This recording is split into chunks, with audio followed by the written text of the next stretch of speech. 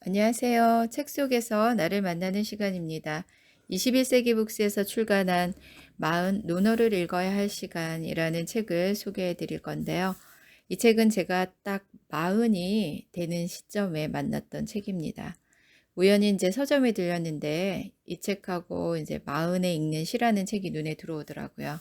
그래서 이제 망설임 없이 두 권을 집어들고 품에 꼭 안고 벅찬 가슴으로 집에 돌아서 찬찬히 읽어보았었는데요. 왠지 이 책에서 무언가 해답을 찾을 수 있지 않을까라는 생각을 했었던 것 같아요. 이렇게 사는 것이 잘 사는 것인가, 뭐 그런 생각들로 머릿속에 꽉 차 있었던 시기였나 봐요. 우리가 생각하는 고전은 딱딱하고 고루할 것이라고 생각할 수 있는데 그렇지 않아요. 주옥 같은 성인의 말씀을 쉽게 우리 일상에 빗대어 풀어낸 책이라 편안하고 재밌게 보았습니다. 다시 꺼내서 읽어보아도 굉장히 좋은 책이고요. 40 하면 어디에도 미혹함이 없는 부록이라고 하잖아요. 막상 그 나이가 되었어도 그렇지는 않더라고요. 항상 고민하고 또 생각하고 때로는 흔들리기도 하면서 또 좌절도 하다가 다시 추스려서 일어나서 여기까지 온 것 같습니다.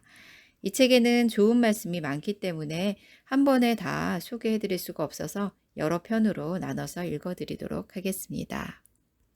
40. 논어를 읽어야 할 시간. 인생의 굽이길에서 공자를 만나다. 멋있게 인생을 다스리는 법, 군자의 지혜와 버타다. 이제 인생이 조금 보이기 시작할 때 읽어야 할 논어의 백한수의 지혜. 인생살이는 여러 가지 필수품들이 많다. 먼저 먹고 자며 입는 문제가 해결되어야 한다. 다음으로 우리는 인생을 잘못 살았다는 생각이 들지 않도록 향기가 나도록 가꾸어야 한다. 이를 위해서 인생은 의미의 꽃을 피울 필요가 있다. 음식도 맛이 있어야 먹듯이 인생도 의미라는 맛이 있어야 이야기를 함께 나눌 만하다. 그렇게 해서 인생은 때로는 아름답게, 때로는 바람직하게 될 수가 있다. 논어의 고갱이를 가져라. 일의 흐름을 끊었다가 다시 시작하거나 반가운 사람을 만날 때 빠뜨릴 수 없는 것이 있다. 바로 커피다. 나는 처음에 논어가 에스프레소와 닮았다고 생각했다. 에스프레소가 커피의 커피이듯. 논어는 사서삼경 중에 으뜸의 자리를 차지하고 있기 때문이다. 하지만 다시 생각해보니 아무래도 에스프레소는 역경에 더 어울릴 듯하다. 역경은 개인이든 조직이든 공동체든 생과사, 길과 흉이라는 운명을 다룬다. 사람에게 운명만큼 진하고 쓴맛이 어디에 있겠는가. 그래서 나는 에스프레소 자리를 역경에게 넘겨주고 논어에 어울리는 커피를 다시 생각해봤다. 일단 논어는 문장이 강건하지도 않고 웅변적이지 않으면서 잔잔하다. 내용도 추상적이거나 고차원적이지 않고 지상파 방송의 아침 프로그램처럼 눈과 귀에 쉽게 들어온다. 이 책에서는 주로 두 가지를 살펴보려고 한다. 하나는 공자의 말을 통해 나 자신이 품격 있는 사람이 되기 위해서 갖추어야 할 덕목을 알아보는 것이고, 다른 하나는 공자가 어떤 덕목을 어떻게 발휘했기에 주위 사람들과 목표를 함께하며 자신들의 세계를 만들어 갔는지를 알아보는 것이다. 논어에 나오는 말로 하면 이 둘은 쑥이 아닌이라고 할 수 있다. 자신을 잘 건사하면서 주위 사람들을 편안하게 하는 것이다. 우리가 무엇을 위해서 그렇게 해야 하느냐 물어볼 수도 있지만 결국 우리네 인생도 쑥이 아닌으로 요약되지 않겠는가. 이처럼 쑥이 아닌은 오래된 질문이지만 낡은 질문이 아니다. 그것은 수시로 끄집어내어 나의 앞길을 비춰보도록 하는 빛과 같은 것이다. 사실 우리가 이 세상을 살아가는데 꼭 많은 지식이 필요한 것은 아니다. 많이 안다고 꼭 인생을 잘 사는 것도 아니다. 또 많이 배웠다고 꼭 투자를 잘하고 사업을 잘 경영하는 것도 아니다. 문제는 핵심이다. 나무에 비유하면 고갱이다. 중요한 것은 많이 외워서 때에 맞게 읊조리는 것이 아니다. 고갱이를 꽉 잡고서 언제 어디서든 그것을 자유롭게 쓰는 것이다. 그렇게 하려면 단순히 들어본 것으로는 부족하다. 그냥 아는 것으로도 부족하다. 제대로 알아서 언제든지 불러올 수 있는 아는 것과 늘 준비된 상태에 있어야 한다. 그러기 위해서는 많이 아는 것이 아니라 핵심을 제대로 알아야 한다. 마흔이라는 시간은 조언자 또는 리더로 서야 하는 인생이 더 큰 단계로 우리를 안내한다. 그럴 때 스스로에게 묻는다. 과연 나는 누군가에게 길이 되는 삶을 살고 있는가? 아니면 반면 교사로 살아가고 있는가? 동양 철학자 신정근 교수는 인생의 절반에서 여러 장벽 앞에 선 이들을 위해 그 해답을 시대를 뛰어넘은 정신적 지도자 공자에게서 찾았다. 그리고 이제 인생이 조금 보이기 시작한 마흔이야말로 논어와 소통할 수 있는 최고의 시간이라고 말한다. 논어에서 핵심이 되는 백한수를 구별해 엮은 이 책은 논어 전문을 크게 6가지 범주, 응용, 지도력, 모델 형상화, 덕목, 핵심 가치로 분류하고 6강을 다시 세부 주제로 분류하였다.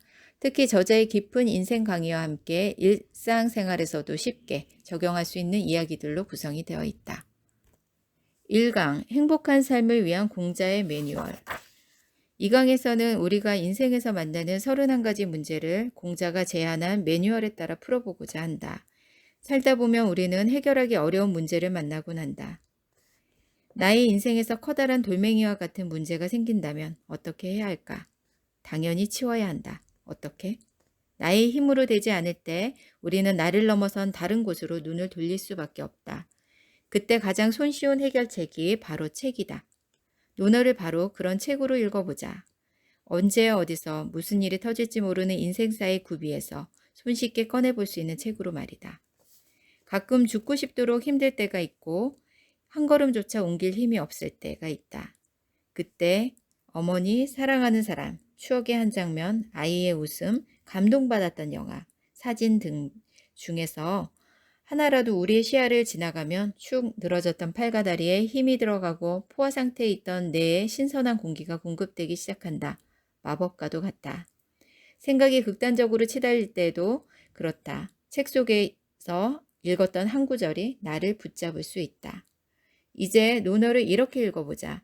내가 문제 상황에 놓여서 어찌할 줄 모르거나 어려움에 빠져서 손쓸 도리가 없을 때 가장 먼저 떠올릴 수 있는 해결의 실마리로 말이다.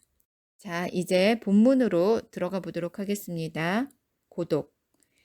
고상함의 길은 외롭지 않다. 덕불고. 사람을 좌절하게 해서 힘이 들게 하는 것이 무엇일까? 여럿이 있겠지만 고독만큼 견디기 어려운 것도 없다. 고독에도 여럿이 있다. 첫째, 처벌을 받아서 누구도 나를 아는 척하지 않는 고독이 있다.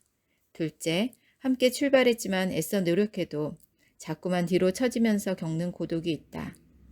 셋째, 내가 가고자 하는 길이 타당한데도 누구의 동조를 받지 못해 버려지는 느낌이 드는 고독이 있다. 넷째, 시대를 너무 앞서갔던 탓에 세상으로부터 따뜻한 눈길을 받지 못하는 처절한 고독이 있다. 고독이 깊어지면서도 길이 나뉜다. 고독에 넘어져 서서히 무너져 버리는 경우도 있고 고독에 아랑곳하지 않고 꿋꿋하게 버티는 경우도 있다. 공자는 고독을 심하게 앓은 모양이다. 그는 고독함에서 고독을 이겨내는 힘을 찾고 있다. 공선생이 들려주었다. 고상함의 길은 외롭지 않다. 반드시 함께하려는 이웃이 있기 마련이다. 자왈 덕불고 필유린. 자왈 덕불고 필유린. 고는 외롭다. 홀로의 뜻이다. 필은 반드시 꼭의 뜻이다. 리는 이웃, 이웃하다라는 뜻이다. 덕은 우리말에서 유덕하다, 덕목, 덕성, 덕육, 덕장처럼 널리 쓰이고 있다. 여러 가지 용례가 있는 만큼 그 의미도 다양하다. 개념의 의미를 쉽게 알기 어려울 경우 반대 개념을 통해서 도움을 받을 수 있다. 여기서 덕은 력, 리와 반대로 쓰인다. 력은 육체적이거나 물리적인 힘을 가리킨다. 리는 물질적이거나 금전적 소득을 가리킨다. 덕은 물리적인 힘과 다르지만 사람을 움직이고 금전적 소득으로 환산되지 않지만 사람이 관심을 갖도록 만드는 특징을 갖고 있다. 덕은 고상한 사람에게 깃들어 있는 그 사람의 품격이라고 할 수 있다. 물론 고상함은 고고함으로 비춰져서 쉽게 다가서지 못하게 하는 측면도 있으면서도 저속하지 않아서 사람으로 하여금 닮고 싶은 바람을 일으키기도 한다. 우리나라 사람들은 명품이라면 사족을 못 쓴다. 이런 형태도 결국 물질적 측면에서 고상함을 소비하려는 변형된 심리를 반영하고 있다. 여기서 고상함의 덕을 너무 도덕적인 인격으로 한정 짓지 말고 이를 추진하는 스타일, 주위 사람과 구별하는 개성, 변화를 일구는 지도력, 사람과 어울리는 태도 등으로 넓게 이해하자. 우리는 스스로 생각할 때 합리적이고 타당한 주장을 하면 누구나 호응하리라 예상하지만 실제 냉담한 반응에 적지 않게 놀라기도 한다. 이렇게 상처를 받다 보면 다른 사람들 앞에 나서서 뭔가를 하고자 총대를 매기보다는 뒤에서 따라가려는 태도를 취하게 된다. 주위 사람들의 인정을 받지 못하고 홀로 떨어져 있는 고독을 겪는 것이 너무나도 버겁기 때문이다. 공자도 자신이 걸어가는 길이 옳다고 확신했지만 시대로부터 열렬한 지지를 받기는커녕 냉담한 거절을 당했다. 하지만 그는 낙담하지 않고 자신이 가고자 하는 길을 간다면 어딘가에 자신을 이해해주고 자신의 어깨를 다독이며 따뜻한 말을 건네줄 사람이 있다고 확신하고 있다. 이는 괜한 허상이 아니라 있을 수 있는 삶의 실상이다. 공자는 역시 고독의 샘물을 적잖게 마셔본 듯하다. 세상살이에서 홀로 떨어지는 고독을 싫어하다 보니 우리 사회에서 제 한 몸 지키는 처세술이 널리 퍼지게 되었다. 이를 두고 어느 날부터 갑자기 땅에 엎드려서 꼼짝하지 않는다며 복지부동이라고 비난하기 시작했다. 사람들은 복지부동을 고사성어처럼 알고 있지만 사실 출처는 군사용어이다. 핵폭발이 일어날 징후가 있으면 지하 대피소로 피하는 게 제일 좋다. 그럴 여유가 없을 때 핵폭발의 섬광을 눈으로 보지 말고 길을 막고서 몸을 엎드린 자세로 하는데 이때 배를 땅에 붙이지 않고 떼는 자세를 유지하는 것이 좋다. 배를 지면에 붙이지 않아야 폭발의 충돌을 흡수하지 않을 수 있다. 이 자세가 바로 복지부동이다. 이렇게 보면 우리는 복지부동을 말의 출처나 원의로부터 아주 동떨어지게 새로운 방식으로 사용하고 있는 셈이다. 요즘 복지부동은 정권 교체나 인사발령이 있을 때 공무원 등이 문책당할 일을 하지 않거나 사소한 일조차 꺼리며 손을 아예 놓고 있는 형태를 가리킨다. 즉 복지부동은 무사한 일, 보신주의와 같은 뜻으로 쓰이고 있다. 복지부동이란 말을 들으면 안타깝기도 하지만 서글프기도 하다. 원래 사람이 나약하기 짝이 없기 때문이다. 이를 벗어나기 위해 개인의 영웅심에만 호소할 수 없다. 우리가 주위 환경에 좌우되지 않고 소신을 가지고 의욕적으로 일하는 사람을 대우하는 풍토를 만들어야 한다. 그렇지 않는 한 정권 교체 등 환경의 변화가 일어나는 상황이라면 을의 복지부동이란 말을 듣지 덕불고라는 믿음을 갖지 못할 것이다. 자, 이제 덕불고 필유린. 덕은 외롭지 않다. 덕은 반드시 이웃이 있다라고 말씀하셨습니다. 오늘은 여기까지 하도록 하고요. 다음에 이어서 읽어드리도록 하겠습니다. 현재 이 순간에 머물 때 우리는 행복합니다. 이 순간순간을 놓치지 말고 살아내시기 바랍니다. 행복하십시오.